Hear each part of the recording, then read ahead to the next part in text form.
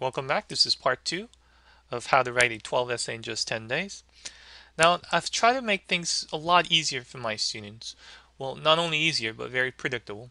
So I came up with this 80-20 rule, meaning for every test that I teach, I try to make at least 80% of it as predictable as possible. So students only have to worry about the remaining 20%. For this particular section of the SAT, the essay section, I found out that you can actually pre-research and pre-write up to 80% of the essay before you even step into the test site. Now, this is possible because College Board and its prompts are rather predictable. Say they'll never give you a prompt about, say, religion or race because they're too controversial. They rather cover more generic topics such as leadership, friendship, and honesty.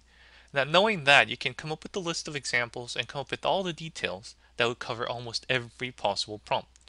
And that's the trick behind 80-20 rule. And by the way, 9 out of 10 students who've studied these techniques have scored at least 10 on their essays.